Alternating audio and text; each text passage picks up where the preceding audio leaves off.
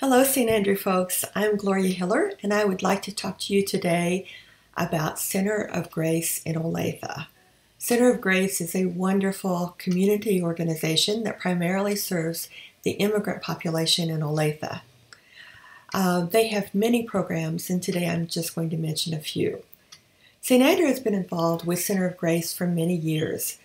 We provide funds through Mission Committee on an ongoing basis, and in the past we've also cooked a meal once a month for their food program. There are other volunteer opportunities for us. For example, they provide hygiene items and would love donations to this effort. They are particularly in need of laundry detergent. Donations can be dropped off during the day, Monday through Friday at Center of Grace. Look for a donation cart by the front door. Their address is 520 South Harrison. Center of Grace also provides a clothes closet for the people they serve. They are always in need of both adult and children's clothing, and an ongoing need is for underwear all sizes.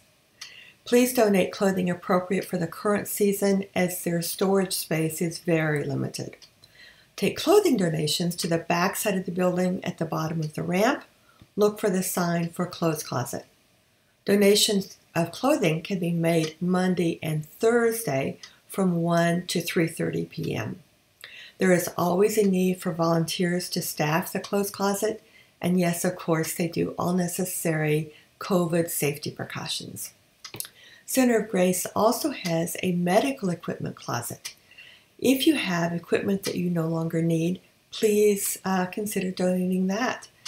Suggestions are walkers, wheelchairs, shower chairs, lift chairs, hospital beds, and so forth.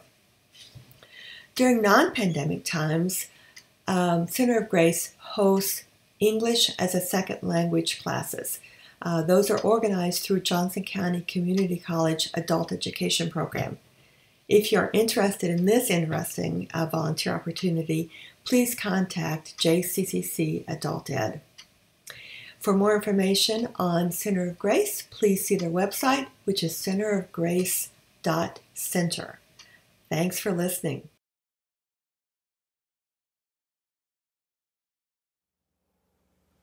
Good afternoon. We're coming here from St. Andrew Christian Church, and we're here to highlight our upcoming worship, in particular our upcoming sermon for Sunday. We have been in this sermon series that is looking at and exploring a passage in Luke chapter 4 in which Jesus stands up in the synagogue and reads from a scroll of Isaiah. And there are a plethora of phrases in there that are compelling phrases that end up being phrases that shape his ministry, but also shape our ministry. 2 weeks ago, I preached and we reflected on what it means to be anointed and what it means to take on that ministry ourselves. Mark preached to us last week about good news to the poor and how we think through and reflect on what it means to be providing and offering good news to the poor. And this week we have Denise is doing our third week of the sermon, and she is a release of the captives. So Denise, tell us a little bit of what you're going to be talking to us about on Sunday. Well, first I just want to say I really appreciate the way you're bringing lots of voices into this sermon series, and the way different people have different perspectives and opportunities to share on that. I also think it's great that we have this opportunity to kind of study a little more in depth this passage. So, release of the captives is what we're looking at this week, and I think that it's a really easy one, or maybe our instinct is to think about this metaphorically, and that is really powerful. There are so many ways we can think about how we need to be released from captivity from any number of things in our lives.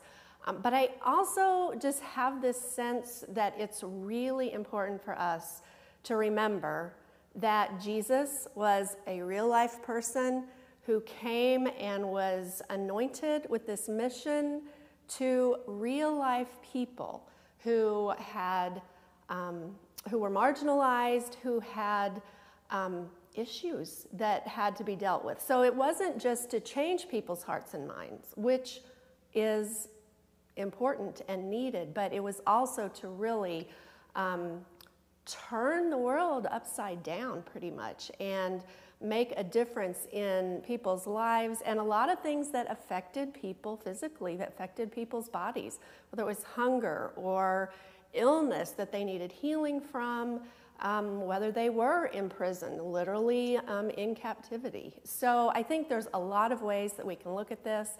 I think that it's all kind of bound up together, but hopefully we can look at the different ways that we can understand this passage and how it affects us, and how, as you've said, we're anointed too. So what are we called to in this world?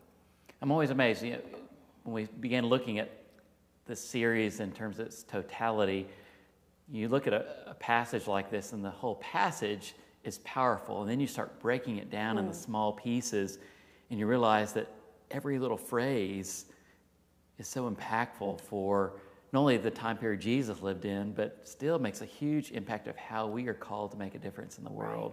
Right. And so we're excited about Denise preaching this week, Release of the Captives.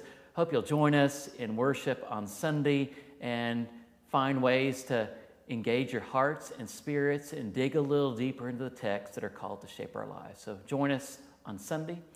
Denise will be preaching. Gary will be leading us in our worship leadership on Sunday, and we will again see some of the artwork that Buck Arnhold has been doing, kind of the third installment of 6. And we've seen 2 of those depictions already, and we will see the third one. You'll see some of those formation images in the prelude, and you'll see kind of the completed image in the second song. So grateful for Buck's adding of art to this already creative series. So join us on Sunday for worship this week.